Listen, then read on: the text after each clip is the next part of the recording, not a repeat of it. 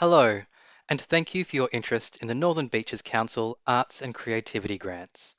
Please refer to our guidelines for full details about applying. This video will be looking at how to respond to questions related to Assessment Criteria 1, which asks you to demonstrate the viability of your project. In particular, Criteria 1A, which asks you to demonstrate value for money with a realistic budget, with a funding model appropriate to the scope of the project. We'll use an imagined project to illustrate the process. In this example, a local art school would like to run a series of workshops and develop resources on accessible art practices. They are hoping to improve accessibility for creative practitioners in the Northern Beaches. They would like to schedule 6 workshops, one every 2 months. They also plan to design and launch a new website to share the resources they develop. First, it's helpful to start by working out your budget in a spreadsheet. You don't need to include this in your application, but it's a valuable planning tool. This spreadsheet aims to capture the same information requested in the application form. That includes the income, expenditure, the balance of the income and expenditure, and the financial value of any in-kind goods or services. These are goods or services that are donated to your project. First, let's look at the income section. There are 4 pieces of information to include: an income description, which outlines where the income will come from, the type of income, if the funding is confirmed or not. This will help the assessment panel understand how much support your project already has, which may impact its viability. And finally, the income amount.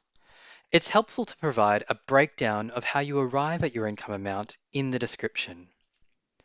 For example, the ticket sales line shows how much tickets will cost and how many tickets the budget is based on.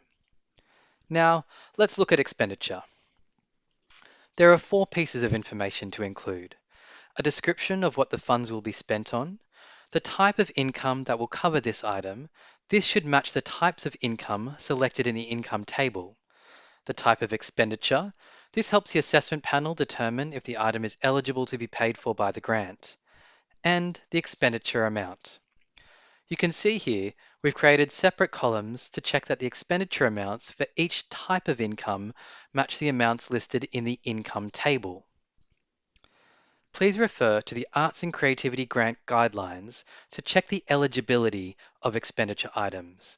For example, in this budget, the website domain and hosting would be ineligible.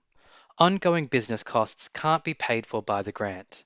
However, in this example, the financial donation will pay for this cost, so it's okay. It's important to check the balance of your income and expenditure. Please ensure your income amount minus your expenditure amount equals $0.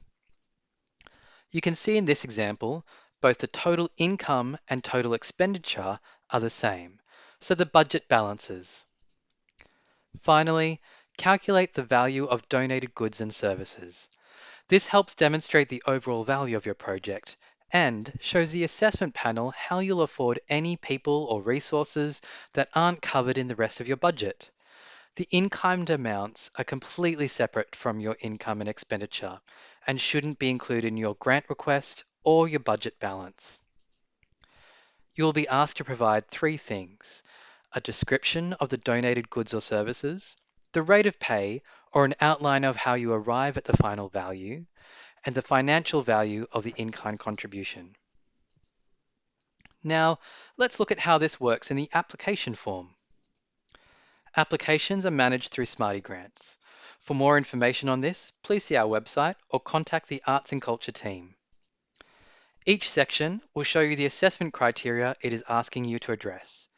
In this case, it's assessment criteria 4A, demonstrates value for money with a realistic budget with a funding model appropriate to the scope of the project. The funding model refers to the types of income you will need to afford the overall project costs. For example, the available grant may not be enough, and you may need to sell tickets or show philanthropic support. The larger or more complex the project, the more likely it is you will need to demonstrate multiple income sources. We also encourage businesses to contribute to the costs of their project. Please do not add GST to your budget amounts. enter the amount you will need to pay. Also note, only enter the numbers without commas or dollar signs. This will ensure your figures add correctly in the tables. First, you'll be asked for the total amount you are requesting for this grant application. Please make sure this is the same amount listed in your budget table. As described earlier, the income table asks for 4 pieces of information. We recommend copying and pasting your text to the description. As seen here, the form may be hard to read. The type of income is a drop-down box. Please select the most relevant response. The funding confirmation is also a drop-down box, confirmed or unconfirmed. Enter the income amount without commas or dollar signs. As described earlier, the expenditure table also asks for 4 pieces of information. Please be as detailed as possible for the description, showing a cost breakdown where relevant. As before, copying and pasting from your spreadsheet is helpful here. The type of income fields are drop-down boxes and match the options in the income table. Please select the most relevant response for the type of expenditure. And finally, enter the item's cost. Next, upload any quotes for goods or services valued $2,000 or over. This helps the assessment panel confirm the cost of major items. The total income amount and total expenditure amounts are automatically calculated based on the income and expenditure tables above. Please ensure your budget balances to $0. Then complete the in-kind table as you have with the expenditure table. Resources to help calculate rates of pay can be found in our guidelines and on the Resources for Creatives page of our website. To make the most of available funding and support as many projects as possible, Council may award only part of your requested amount. This is referred to as partial funding. This is why we ask you to provide a detailed budget with expenditure components clearly identified. True costs can be established to ensure that if partial funding is granted, you can still deliver your project or some part of it. We ask you to outline how partial funding would impact your project or what you might change. In this example, if they receive less funding, the art school would run fewer workshops to ensure they can pay for workshop facilitators fairly and still deliver the core elements of their project. Please note, indicating your ability to proceed with less than the full amount does not limit you to partial funding. You may still be awarded the full amount. Finally, there is a text box for any other comments about your budget and financial plan that may assist the panel to make an informed recommendation. Once you have completed a question, we always recommend saving your progress. This will help ensure your work isn't lost. You're then ready to move on to the next question. Thank you for watching. For more resources and to apply, visit our website or contact us at creative@northernbeaches.nsw.gov.au or call on 1300 434 434.